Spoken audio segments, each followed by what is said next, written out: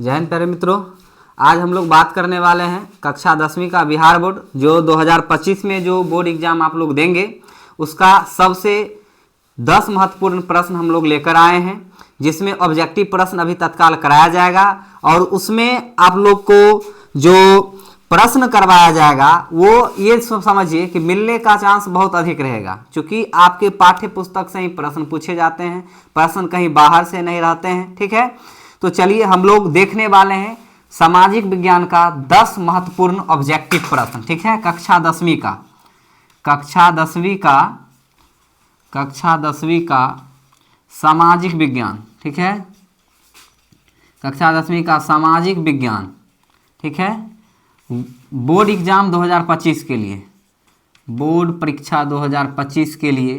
ठीक है, 10 महत्वपूर्ण ऑब्जेक्टिव, 10 महत्वपूर्ण ऑब्जेक्टिव प्रश्न, वस्तुनिष्ठ प्रश्न, ये आपका डेली का डोज रहेगा। अगर आप इसे कर लेते हैं तो एग्जाम में समझिए आपका सोशल साइंस का जो ऑब्जेक्टिव का डर है वो खत्म हो जाएंगे। तो चलिए पहला प्रश्न की ओर हम लोग बढ़ें।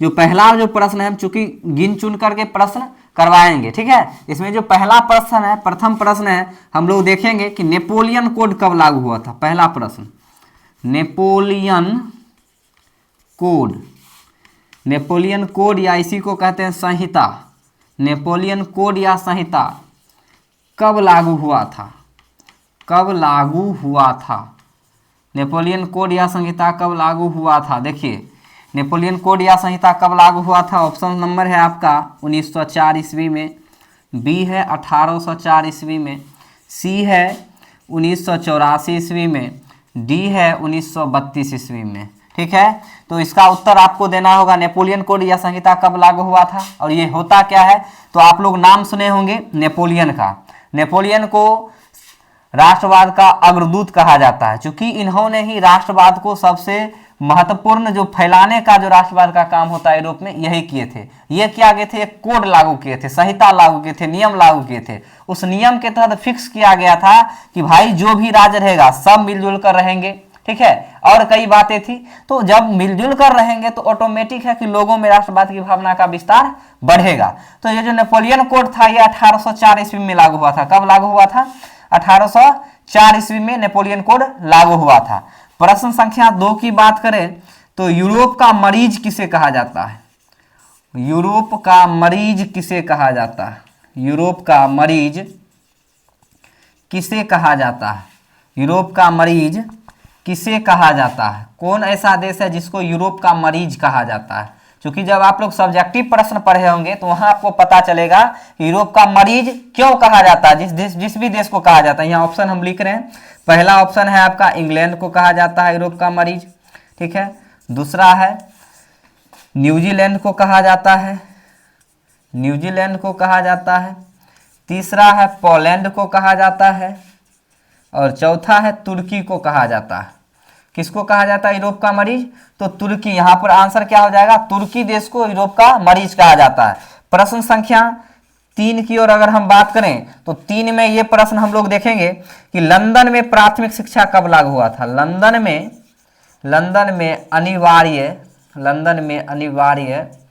प्राथमिक शिक्षा, लंदन में अनिवार्य प्राथमिक शिक्षा कब लागू हुआ था, लंदन में अनिवार्य प्राथमिक शिक्षा कब लागू हुआ था, कब लागू हुआ था, लंदन में अनिवार्य प्राथमिक शिक्षा कब लागू हुआ था। ऑप्शन संख्या ए है आपका 1970 ईस्वी में, बी है 1860 ईस्वी में, सी है 1870 ईस्वी में, डी है 1980 ईस्वी में। तो इसका जो आंसर हो जाएगा, लंदन जो है अभी इंग्लैंड जिसको कहते हैं इंग्लैंड, ठीक है, तो वहां अनिवार्य प्राथमिक शिक्षा यानी लोगों में जो बच्चे को जो शिक्षा दी जाती है 0 से लेकर के 6 वर्ष के बीच में। वैसे शिक्षा 6 से शुरू होगा, लेकिन 0 से जो 6 वर्ष के बीच में जो शिक्षा दी जाती है उसको प्राथमिक शिक्षा की श्रेणी में रखते हैं।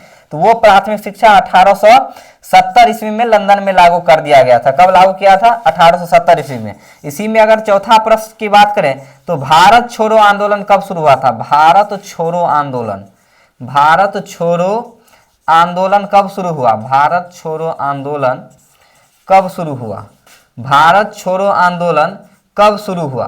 तो देखिए भारत छोड़ो आंदोलन किसके खिलाफ शुरू हुआ था? तो अंग्रेजों के खिलाफ। ठीक है, अंग्रेजों के खिलाफ। ये शुरू कब हुआ था? तो ऑप्शन देखिए आपका, ऑप्शन है 1940 ईस्वी में, ठीक है, 1932 ईस्वी में, 1942 ईस्वी में, और डी है 1940 ईस्वी में। तो कब शुरू हुआ था भारत छोड़ो आंदोलन?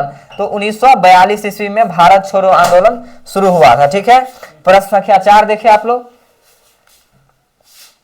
तो चलिए पांचवा प्रश्न हम लोग देखते हैं, 4 तक देखे थे। पांचवा जो प्रश्न है, क्वेश्चन ये आ सकता है भूगोल से कि पाइराइट कैसा खनिज है? पाइराइट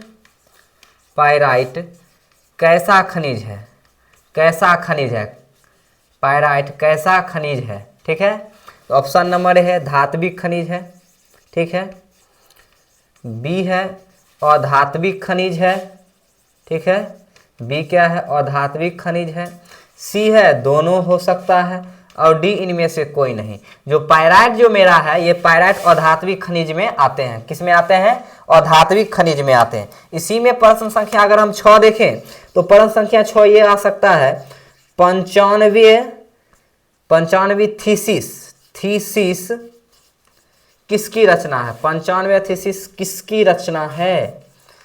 95वीं थीसिस किसकी रचना है? ये आपका लास्ट चैप्टर से है, प्रेस संस्कृति से। ठीक है, तो 95वीं थीसिस किसकी रचना है? अगर ऑप्शन नंबर ए की बात करें तो हम एक की बात करते हैं, तो ये हम लिखते हैं महात्मा गांधी की है। ठीक है, महात्मा गांधी जी की है रचना। ठीक है, बी नंबर हम लोग बात करते हैं तो बाल गंगाधर तिलक की रचना है, गंगाधर तिलक जी। सी नंबर बात करते हैं तो जे.के. हिक्की की रचना है, जे.के. हिक्की की रचना है। और डी नंबर बात करते हैं तो मार्टिन लूथर की रचना है। डी नंबर बात करते हैं तो मार्टिन लूथर की रचना है, मार्टिन लूथर की रचना है। तो यहाँ देखिए 95वीं थीसिस किसकी रचना है? तो मार्टिन लूथर की रचना है। किसकी रचना है? मार्टिन लूथर जी की रचना है 95वीं थीसिस। ये बात याद रखिएगा। ठीक है, प्रश्न संख्या अगर हम लोग 7 देखें तो ये भी आ सकता है कि भूकंप संभावित क्षेत्र में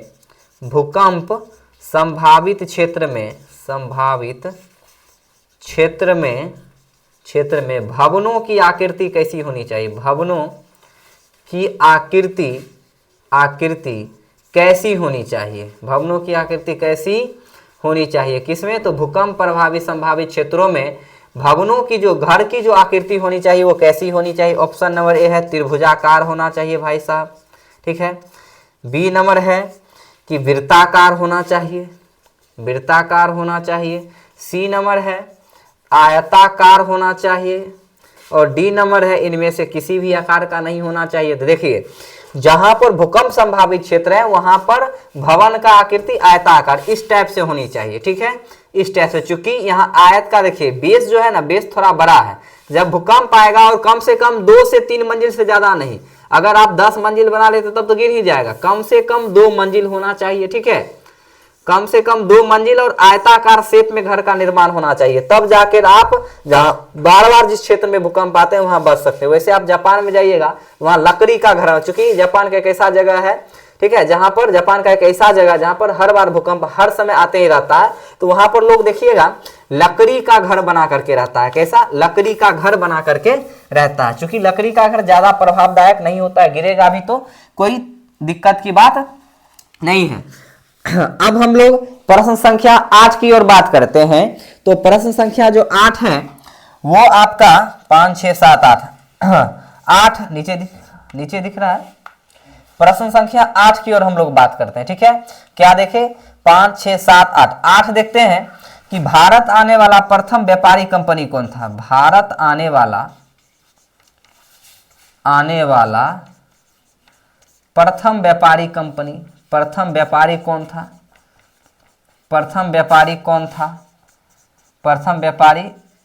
था? भारत आने वाला प्रथम व्यापारी आपका कौन था? तो ऑप्शन संख्या ए है भाई इंग्लैंड का था।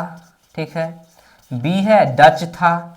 ठीक है, सी है फ्रांसीसी था, और डी है पुर्तगाली था। डी है क्या है? पुर्तगाली था। तो भारत सबसे पहले पुर्तगाली आया था। क्या आया था? पुर्तगाली। इंग्लैंड वाला आया था, ठीक है, इंग्लैंड ईस्ट इंडिया कंपनी, अंग्रेजी ईस्ट इंडिया कंपनी 1600 ईस्वी में, डच 1602 में। तो पुर्तगाली आया था, ठीक है, 1500 के आसपास ही भारत में अपना ये कदम रख चुका था। अगला जो प्रश्न इधर लिख रहे हैं 7 नंबर प्रश्न, 9 नंबर इधर लिख रहे हैं कि भारत में विशेष आर्थिक क्षेत्र की संख्या कितनी है? भारत में विशेष आर्थिक क्षेत्र की संख्या कितनी है? विशेष आर्थिक क्षेत्र की संख्या कितनी है? ये विशेष आर्थिक क्षेत्र क्या होते हैं कि कुछ ऐसे क्षेत्र हैं भारत में जो चिन्हित किए गए हैं जहां आर्थिक व्यापार, जहां पर जैसे बंदरगाह बनाए गए वहां से ही देश विदेश व्यापार किया जाता है, ठीक है, वहां से अधिक पैसा भारत में योगदान देता है, वहां से अधिक पैसा आता है, ठीक है, राष्ट्रीय आय में। तो उसी को भारत का आर्थिक विशेष क्षेत्र कहते हैं, जहां पर अर्थव्यवस्था की जो जितना भी कार्यभार आयात निर्यात वाला बात रहेगा तो वहीं पर किया जाएगा। तो ऑप्शन अगर हम संख्या ए की बात करें तो लीजिए 10 है, बी आपका है सर 13 है, सी है 8 है और डी है आपका 7 है। तो विशेष आर्थिक क्षेत्र की संख्या कितने हैं? 7 है। विशेष आर्थिक क्षेत्र की संख्या कितने हैं? 7 है, ठीक है, जिसमें आपका चेन्नई हो गया, उसके बाद महाराष्ट्र में हो गया, यूपी में हो गया, पश्चिम बंगाल में हो गया, गुजरात में हो गया, ठीक है, ये सब राज्य जहां पर बंदरगाह बना करके लोग क्या करते हैं? सामान का आदान प्रदान करते हैं। 9 नंबर हो गया। अगर हम 10 नंबर की बात करें, प्रश्न संख्या 10, चूंकि 10 प्रश्न का ही टारगेट था, प्रश्न संख्या अगर 10 की बात करें तो 10 क्या है? 10 आपका अगर हम लोग बात करें प्रश्न तो क्या हो सकता है इंपॉर्टेंट आपके लिए प्रश्न, वो हम लोग देखते हैं। प्रश्न संख्या 10 की अगर हम बात करें तो क्या प्रश्न हो सकता है? तो चलिए 10 की बात करते हैं। 10 में ले लेते हैं कि बताइए भाई साहब, जालियांवाला बाग हत्याकांड कब हुआ था? जालियांवाला बाग हत्याकांड कब हुआ था? हत्याकांड कब हुआ था? तो जालियांवाला बाग हत्याकांड कब हुआ था आप लोग को अच्छी तरीके से पता है, 13 अप्रैल 1919 ईस्वी। डायरेक्ट इसका आंसर लिख रहे हैं क्योंकि जगह का अभाव है। 13 अप्रैल 1919 ईस्वी में जालियांवाला बाग हत्याकांड हुआ। इसकी जांच के लिए हंटर आयोग की स्थापना की गई थी और उस समय कम से कम 1000 से 1100 लोग इसमें मारे गए थे, लेकिन जो अंग्रेज था वो कम डाटा प्रकाशित किया, लेकिन इतने लोग वहां पे मारे गए थे, ठीक है। तो चलिए ये आपका 10 महत्वपूर्ण प्रश्न था। फिर हम लोग कल 10 और महत्वपूर्ण प्रश्न के साथ मिलेंगे और इसी तरह से जब तक आपका एग्जाम होगा तब तक आपका जितने भी सामाजिक विज्ञान के ऑब्जेक्टिव प्रश्न रहेंगे सारे के सारे प्रश्न एकदम VVI करवा दिया जाएगा। और इसके अलावा जो सब्जेक्टिव प्रश्न है उसका हम गारंटी लेते हैं बुआ, अगर आपने वीडियो को देखा, ठीक है, अगर आप लोग की डिमांड रही तो सब्जेक्टिव प्रश्न भी लेकर आएंगे और देखिएगा उससे बाहर नहीं पूछेगा, मतलब गेस क्वेश्चन जिस टाइप से होता है उस टाइप से करवाया जाएगा। हो सकता है 1-2 क्वेश्चन लेकिन मिलेगा अधिकतर क्वेश्चन, ठीक है। तो धन्यवाद, मिलते हैं आप लोग से अगले वीडियो में।